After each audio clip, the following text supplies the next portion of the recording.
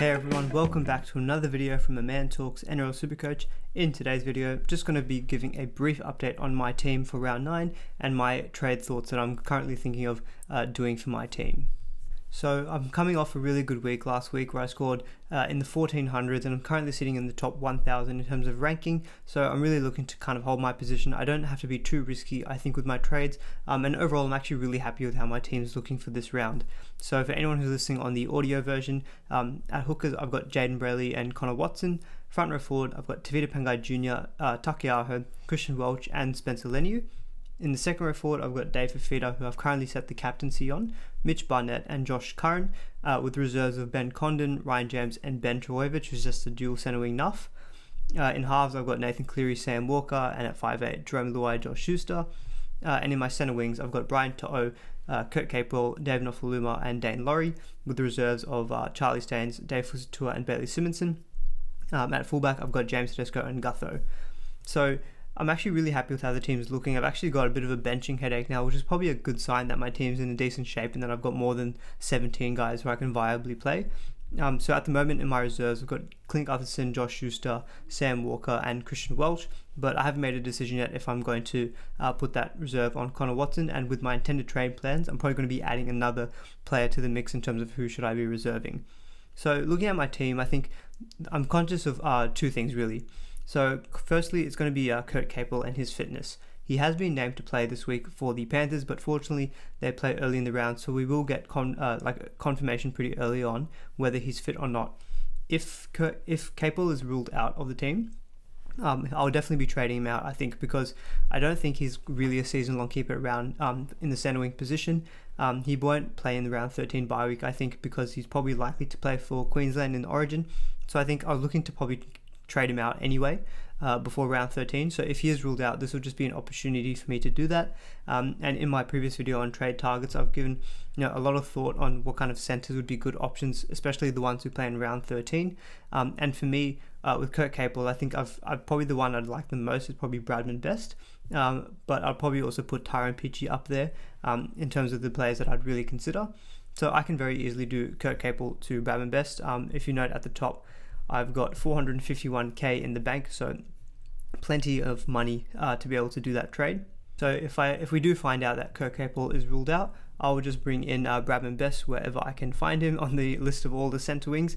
I've given all my thoughts on that, so guys, if you do want to hear more about my thoughts on the round 13 playing centres, do check out my round 9 trade targets video.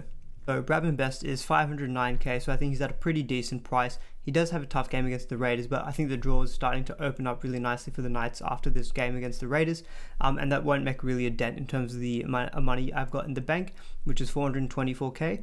And if I did do this move, I would probably hold my second trade for the round. I'm pretty happy with how the rest of my team is, so I think I'm in a decent position, I think, to save that trade for next week. There's no one really else I'm really strongly considering bringing into the team, and this would be the most likely move that I'd make if Kurt Capewell is ruled out of the this week's round. The other option I am thinking about doing with my team, if Capewell is named, I probably will play him this week against the Sharks. He potentially might get some attacking stats. What I will look to do though is get rid of one of my kind of cheap second row forwards who I'm not really interested in holding any longer, and that's really going to be Ben Condon or Ryan James. I haven't actually decided which of the two would be the first one I'd want to be trading out. I guess with Ryan James, he's probably looking more of a sell given that he's named out of the 17, his minutes have been fluctuating, and he hasn't been the greatest cash cow. And I've got enough money in the bank to go from Ryan James to like a really, really good gun second row forward.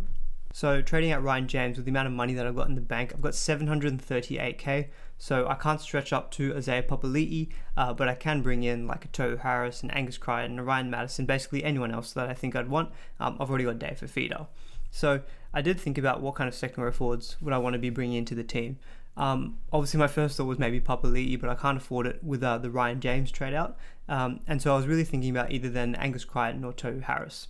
So Angus Crichton I sold quite a while ago when he had that 1-game suspension, and I was going to look to bring him back soon, but since then he hasn't actually really been putting up big scores, so I'm actually kind of glad that I did make that trade, because he's now lost 100k, but now he's got at a point where I think his break even is pretty manageable. And the Roosters have got a couple of nice games after this week with the Cowboys and the Broncos but firstly they'll play the Eels this week. So my initial thought was it might be a good time to get on Angus Crichton and get some attacking stats out of him, and I know that he's a season-long keeper. But the way I thought about it more was that, well, Angus Crichton is most likely, in my opinion, going to be playing State of Origin, and there might potentially be some rest. We know that the Roosters are very careful with their, their Origin players and things, because they want to keep them fit and firing for the finals towards the back end of the season. So I did think about that a little bit more, and Angus Crichton is very highly owned, and I think up until this point, it has worked for me in not owning him, given that his average is still 71, so he's still killing it, but I've been able to make up the points in other ways. So what I was thinking of was potentially going with Tohu Harris. Now, Tohu Harris doesn't play in the round 13 bye week, but he won't play State of Origin, so it'll only be that one round that he misses out on, and then I know he's a season-long set and forget. He's so consistent, and he's averaging 79, and I can easily afford bringing in Tohu Harris for Ryan James. That leaves me with 85k in the bank, which is still plenty, and that's a massive upgrade. Ryan James to Tohu Harris, that would be an additional second row forward gun who I can just lock in for like 70 to 75 points a week. The only disadvantage is that he doesn't play round 13, but obviously he will play in the round 17 bye week, which we still do have to consider. And this really would be a very long-term move for me, just locking in a second row forward gun. He's relatively a pod, he's 15% owned, so that does, help me sway my decision to go with him instead of like an Angus Crichton. So that is one option that I am thinking about if I don't go with the trading out of Kurt Capewell, is just going from Ryan James to Tohu Harris. Ben Condon I could actually trade out, and I might actually lean towards trading out Condon instead, given that he is playing this week and his break even, look, he's probably not going to be reaching his break even on base stats alone. He just doesn't have that kind of work rate in his game. If he obviously jags an attacking stat against the Broncos, which is, to be fair, is more likely than what he was doing last week against the Warriors, he could actually potentially maybe get another try, and his value might still go up a little bit. But that's something I'm not really too keen on banking on. Whereas I know with Ryan James, his price won't actually change this week, given that he's out of the 17 altogether. So I might just be able to just leave him and not have to worry about him for this particular round. So if I do elect to trade out Ben Condon instead of Ryan James, given that Ben Condon is a little bit higher in value, that opens me up with 802k to spend on a second row forward. So that does mean I can actually bring in Papali'i in one trade, going from Ben Condon to Papali'i, which is obviously very appealing. I think with a Papali'i at 760k, it's a little bit, probably a bit too expensive for me, and I don't just want to spend all of my money just being able to buy Papali'i, even though he is affordable at top even though he is affordable for me in this single trade. I still want to be kind of smart about my selections in terms of not just paying for it if I can afford it, because I also want to be conscious that it would be nice to still have a little bit of money in the bank, if I want to do big upgrades quickly, like say bringing in Ryan Pappenhausen down the track, or just doing quick fixes on gun players or from cheapies, etc. So I don't really need to spend all of it at once, so I can easily still do Ben Condon to Harris. And trading out Ben Condon to Tohu Harris would leave me with 148k in the bank, so a little bit more money to play with, as opposed to say if I traded out Ryan James. So this is definitely one way I'm leaning. I think I'd be looking more to trade out Condon than Ryan James, purely because Condon might have a risk of him going down in price this week, whereas I know Ryan James won't be changing in value at all this round. So that is definitely one way I am looking, and probably the most likely trade that I will end up making this round if Capewell is named to play this week. So the last potential trade that I am thinking about is potentially moving off one of my Knights hookers, either Jaden Braley or Connor Watson, to a Harry Grant. Now this has got a little bit of risk to it. I guess that obviously we're getting closer and closer to the State of Origin period where Harry Grant is going to be playing, so he's going to miss that round 13 week, and we're trading out someone who does play in round 13.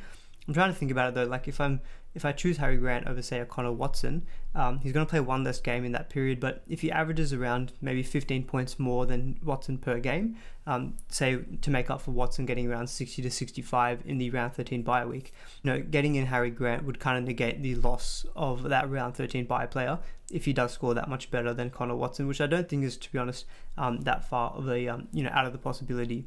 So potentially that is something I'm looking at doing, because I think it's a really crazy pod move going from Connor Watson to Harry Grant, and that'd give me obviously very strong hookers, and Harry Grant would be staying in my team for the rest of the season.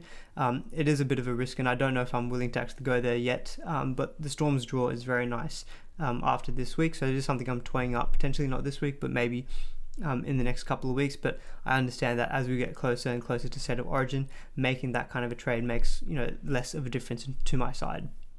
So I think for me, that trade of Ben Condon or Ryan James to like a Tohu Harris is probably looking the most likely thing that I'll do this week. If Capel is out, I'll trade Capel to like a Bradman Best or a Tyrone Peachy. Haven't quite made my mind up on that. And that would be probably the only move that I'd make. And I'm really looking to only just use the one trade this round. I think my team's pretty well set up. And I have the luxury of being able to save a trade, so I think that's going to be really good for me moving forward, to saving trades wherever I can. If I bring in Tohu Harris, I'm definitely going to have a bit of a benching headache, because that means I will then have I'll have Clint Gutherson, Schuster, Sam Walker, Josh Curran, Christian Welch, and Connor Watson, who I will have to decide 4 out of those to put a reserve on. So that will be a bit of a dilemma for me. I think Clint Gutherson is probably guaranteed to get it, given that he plays at fullback. And beyond that, I think the rest of them is all potentially, I have to make a decision on that. So that'll be something I'll have to work with, but it shows that I think my team's in a pretty good state. So hopefully you guys enjoy this, just a little quick video just to go through my team and my planned trades. If you guys did enjoy it, would really appreciate a thumbs up, and do please consider subscribing to the channel if you haven't already, as I'll post videos throughout the 2021 SuperCoach season. Until then, see you guys in the next video, and good luck for round 9.